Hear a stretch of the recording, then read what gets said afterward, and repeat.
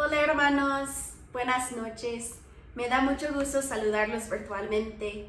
Vamos a seguir con la lectura en Isaías 53, empezando con el versículo 7 hasta el 12. Dice, maltratado y humillado, ni siquiera abrió su boca. Como cordero fue llevado al matadero, como oveja enmudeció ante su trasquilador, y ni siquiera abrió su boca. Después de aprenderlo y juzgarlo le dieron muerte. Nadie se preocupó de su descendencia. Fue arrancado de la tierra de los vivientes y golpeado por la transgresión de mi pueblo. Se le asignó un sepulcro con los malvados y murió entre los malhechores, aunque nunca cometió violencia alguna ni hubo engaño en su boca. Pero el Señor quiso quebrantarlo y hacerlo sufrir, y como Él ofreció su vida en expiación, verá su descendencia y prolongará sus días, y llevará a cabo la voluntad del Señor. Después de su sufrimiento, verá la luz y quedará satisfecho. Por su conocimiento, mi siervo justo justificará a muchos, y cargará con las iniquidades de ellos. Por lo tanto, le daré un puesto entre los grandes, y repartirá el botín con los fuertes, porque derramó su vida hasta la muerte y fue contado entre los transgresores. Cargó con el pecado de muchos y intercedió por los pecadores. Este es un pasaje un poco pesado. Habla mucho de sufrimiento, oscuridad, opresión. Y a lo mejor te preguntas, ¿por qué estamos leyendo este pasaje? Pues no voy a entrar mucho en por qué Jesús tenía que sufrir, pero Jesús sí tenía que cumplir con la profecía para ser el Mesías que esperaba el pueblo de Israel.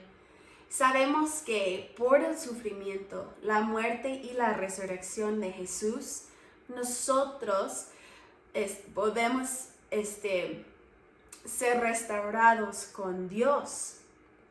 El plan de Dios de siempre ha sido restaurarnos a Él y redimirnos a su presencia.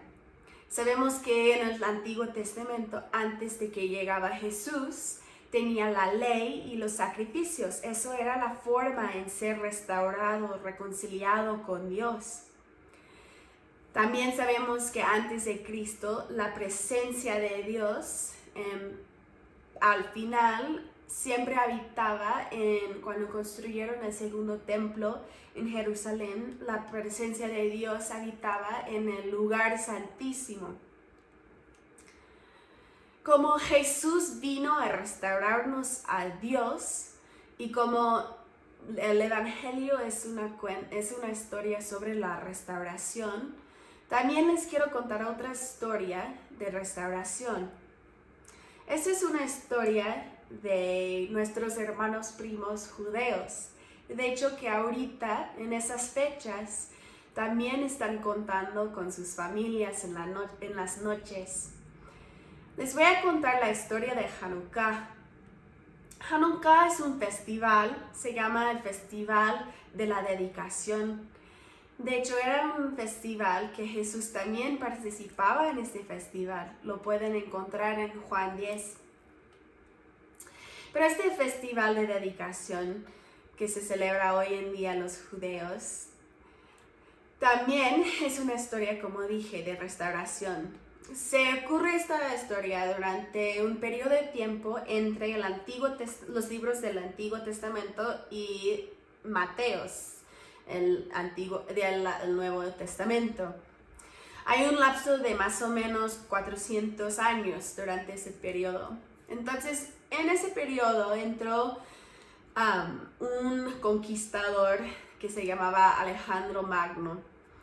Algunos de ustedes a lo mejor sí ubican quién es Alejandro Magno, a lo mejor algunos no. Era un conquistador griego y su misión era de no solamente conquistar tierras para el imperio griego, sino también transmitir la cultura griega y contagiar la cultura griega para que todos tendrían la cultura griega. Después Alejandro Magno murió, había conquistado las tierras de Israel, y muchos lugares. De hecho, casi logró conquistar todo el mundo. Pero ya después de que murió Alejandro Magno, dejó su reino en las manos de diferentes líderes y otros reyes también. Había un rey, no todos los reyes eran iguales en el sentido de tratar de cambiar la cultura de la gente que conquistaban, pero sí había un rey, y este rey se llamaba Antíoco el IV. Este rey era brutal, era terrible, muy violento. Y su forma de contagiar la cultura y cambiar la cultura de las personas que había conquistado fue a través de la violencia. O sí ibas a tener la cultura de los griegos. Los habitantes de Judea estaban bajo la ocupación de este rey. Y ese rey Antíoco decidió prohibir todas las religiones, además de la suya. Y lo que hizo fue, hizo leyes que prohibieron que podían practicar su religión. Algunos ejemplos de las leyes que puso era que, por ejemplo, los judíos no podían entrar a la sinagoga para alabar. No podían alabar en su sinagoga. Tampoco podían leer la Torá, las escrituras. De hecho, cuando encontraba la Torá, la quemaba este rey. También prohibió la circuncisión, prohibió las fiestas y los festivales de los judíos, que no podían practicar y observar estos festivales y fiestas. Y también prohibió el Shabbat, el día de descanso, el sábado. Pero lo peor que hizo de todo para tratar de prohibir la práctica de otras religiones fue, de hecho, lo que se llama el horrible sacrilegio. Este horrible sacrilegio, de hecho, cumple una profecía del libro de Daniel 11, en los versículos 31 al 32. ¿Y qué es lo que hizo Antíoco? Pues cuando mandó soldados a entrar en el templo en Jerusalén y mataba y mataba cerdos y puercos en el templo. Los cerdos no son puros, animales puros para los judíos. Entonces, al matarlos en su templo y luego sacar las entrañas y echar la sangre por todos lados, estaban depurificando el templo. Y no solamente destruyeron y echaron la sangre de estos cerdos por todos lados, sino también entraron en el lugar santísimo y echaron sangre de cerdos por todos lados y sus entrañas y huesos. Hicieron que el lugar santísimo ya no era puro, ya no podía recibir la presencia de Dios. Hicieron otras cosas, pero en el templo, pero básicamente hicieron para que no podían alabar al Dios viviente. Y al final también construyó un altar, una estatua del dios griego de Zeus.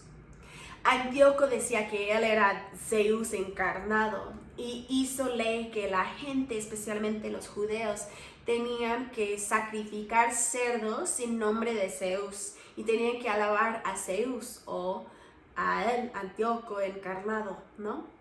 Digo, Zeus encarnado en Antíoco. Y pues, ¿cómo respondieron la gente judea? Pues en un pueblito que se llamaba Modaín había un sacerdote judeo que también era papá y se llamaba Matafías. Matafías, cuando escuchó y cuando recibió esa orden de ya no podían practicar su religión y no podían observar las leyes de Dios, dijo: no vamos a someternos a lo que dice ese rey, vamos a seguir la ley de Dios. Y murió unos días después. No sabemos cómo murió, no sabemos que fue matado ni nada, Pero el chiste de esto es que también tenía algunos hijos, y uno de sus hijos se llamaba Judas de Maccabi. Maccabi no era su apellido, Maccabi era su apodo. Y en hebreo esa palabra quiere decir martillo. Era un martillo, podrías decir. Y Judas con otros hombres que ya estaban hartos de vivir bajo opresión y hartos de no poder practicar su religión y hartos de no ver la presencia de Dios, organizaron una revuelta contra el imperio griego en sus tierras. Hoy en día se conoce como la revuelta macabeo. Habían como 6,000 hombres judíos, y estos 6,000 hombres judíos hay que entender que a ponerse en contra del ejército y luchar contra el ejército griego en aquel tiempo era una locura. Era un pequeño grupo de hombres contra un ejército que ya casi había conquistado el mundo. Entonces no tenía sentido, no tenían ni una esperanza de poder ganar, sino que tenían la mano de Dios a su lado.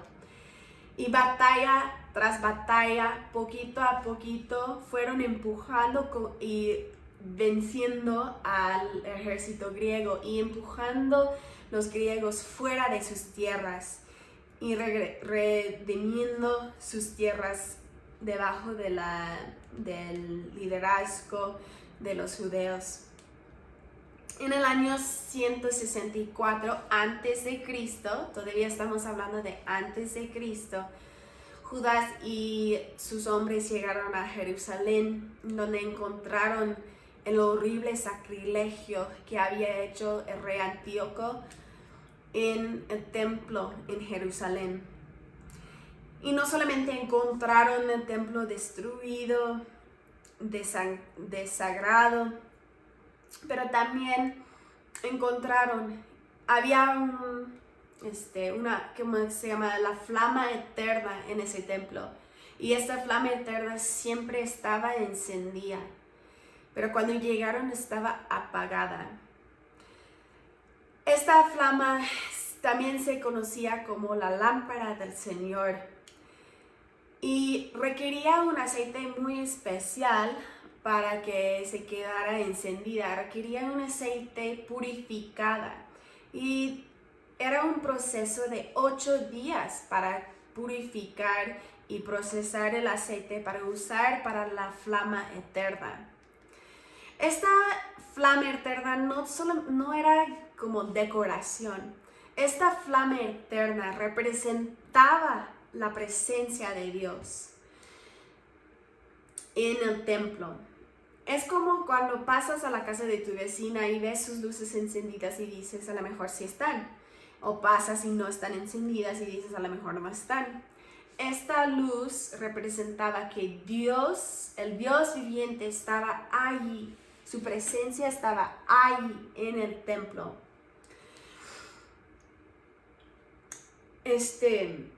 Y bueno, cuando llegaron Judas y sus hombres al templo destruido, nada más, y la flama eterna apagada, nada más podían encontrar un vaso de aceite, este aceite especial, que nada más era suficiente para encenderlo para un solo día. Y no sabían qué hacer, si iban a encender la flama otra vez, no les iba a durar suficiente tiempo para poder encontrar más aceite para seguir encendiendo la flama y mantenerla encendida, porque el proceso tardaba 8 días. No hubo manera de acelerar el proceso de purificación ni encontrar el aceite que se requería para la flama eterna. Pero con fe encendieron la flama y se pusieron a trabajar en restaurar y purificar el templo de nuevo. En ese tiempo Dios hizo un milagro. Con el aceite que nada más iba a durar un día, Dios hizo que durara 8 días. Ese es el milagro de Hanukkah. Después de que restauraron el templo y la flama seguía encendida por los 8 días que ellos necesitaban para purificar el aceite y tenerlo de nuevo, Judas y sus hombres rededicaron el templo al Señor. Cada año los judíos celebran este festival, cuentan esta historia. Cada año recuerdan este milagro que Dios hizo, no solamente en redimir sus tierras, sino también mantener la flama eterna encendida con un aceite que supuestamente no era suficiente para durar todos los 8 días de purificación. Nuestros hermanos judíos en este festival de dedicación recuerdan la fidelidad de Dios en sus vidas, en las vidas de sus antepasados, y como siempre ha provisto lo necesario para sus vidas. También por la flama eterna se conoce este festival como el Festival de las Luces también. Este festival se trata de traer luz a la oscuridad. Sobre los años y a través de la historia de los judíos, incluso con los nazis, la representación de la luz en la oscuridad ha sido un ritual muy importante en sus vidas. Pero algo que es muy interesante, y yo también quiero que pensamos y recordamos esta noche, es que nosotros tenemos la luz eterna, la flama eterna en Jesús hoy en día. Hoy en día Jesús es el que hace que experimentamos la presencia de Dios en nuestras vidas. No necesitamos una flama eterna, un aceite especial para recordar y saber que Dios está con nosotros. Por eso les quiero animar a recordar no solamente en el sufrimiento que Jesús pasó por nosotros y su muerte que pasó por nosotros para que podamos tener comunión con Dios, sino también les quiero animar, especialmente después de este año que hemos tenido, de tomar una pausa y recordar y pensar y meditar en la obra del Señor en sus vidas. Que tomen tiempo para pensar y contar a los demás, a sus hermanos, a sus hijos, a sus papás, a sus amigos, a sus compañeros de trabajo, cómo el Señor ha sido fiel en sus vidas en este año tan difícil para muchos. Cómo tú has visto la presencia de Dios en tu vida. Recuerda estos momentos muy especiales, cuando el Señor hizo muy obvio su presencia para recordarte que está allí contigo. Cómo el Señor ha sido luz en tu vida. Cómo el Señor ha sido luz en la oscuridad y los momentos muy oscuros de este año. Les quiero despedir con este versículo de Juan también. En Juan 1 está hablando de Jesús y en el versículo 5 dice: esta luz resplandece en las tinieblas y las tinieblas no han podido extinguirla. Celebramos la vida del Señor y su llegada para ser la luz eterna en este mundo y traernos hacia la presencia de Dios para siempre y para toda la eternidad. Feliz festival de las luces, hermanos.